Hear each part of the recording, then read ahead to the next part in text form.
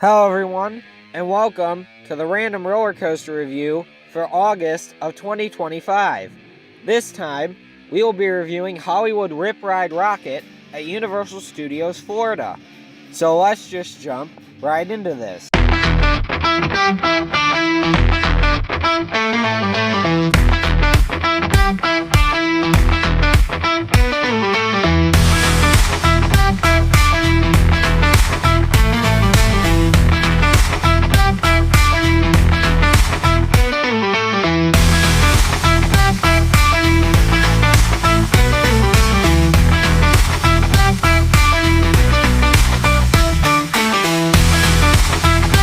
Hollywood Rip Ride Rockit is a Maurer X car coaster located at Universal Studios, Florida.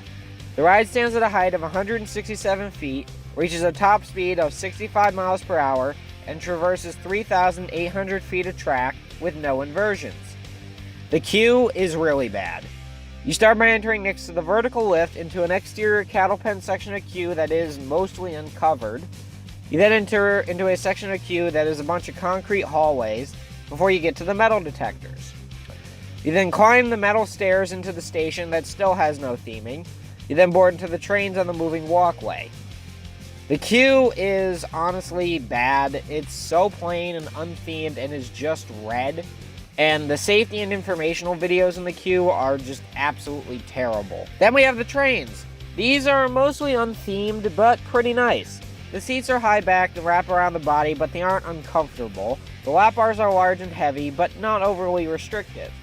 The trains are mostly red and metal and steel, but the lights on the sides are cool. The trains have onboard audio, which was great when it had all the options, but now they've dropped the selection to one song per genre, plus the secret list, and it's just sad. The trains are comfortable, but mostly unthemed. Now, let's jump into the actual ride portion. After you frantically pick your song, the train rolls off the moving belt and ascends the 90-degree vertical lift up into the air. I don't think this is a super comfortable position, but it's definitely unique and it's really not that scary. After cresting, the train dives down the drop and pulls up forcefully. But while doing this, the train is just shuffling around the track the entire time. The train then ascends into a non-inverting loop that has great whip and a pop of airtime at the top. The entries and exits into the non-inverting loop are very forceful. The train then pops up into a mid-course with a great pop of ejector airtime, and then drops off the mid-course while turning, providing great whip. The train then banks into a massive upward helix through a building, pulling great positive G-forces, before ascending into a whippy overbank at the crest.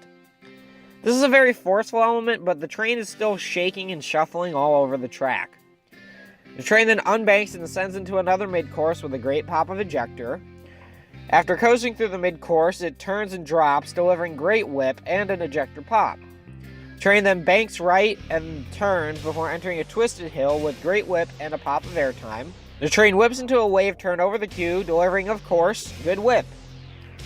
The train then drags riders into another mid-course. After coasting through, it drops off, delivering a great pop of ejector and turning to the right. The train then dives down below ground level and banks to the left before banking back right and then going into a small twisted hill to the left before going into a slanted helix pulling great forces. This twisting section is kind of rough but very whippy. After exiting the helix, the train continues to turn before unbanking into the mid-course. Train exits the mid-course on a small pop of ejector before turning right, unbanking into a small bunny hop with no airtime, and going through one final pop up into the final brake run. Overall, Hollywood Rip Ride Rockit is not the worst coaster at Universal Orlando, and not a terrible ride in general. The ride has great whip, ejector airtime, and high positive G-forces. The music, when it had all the songs, was great, and some of the songs they have left are good. But the ride is incredibly shuffly.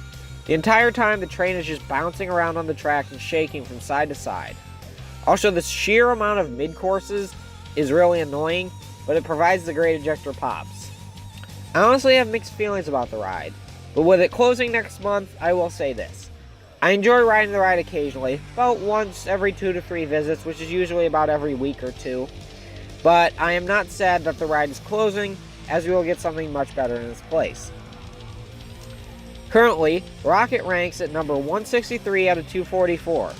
So on the lower end of the list, but not as low as it could be, nor as low as Donkey Kong is. But that's all for this time, and we'll see y'all next time on another adventure.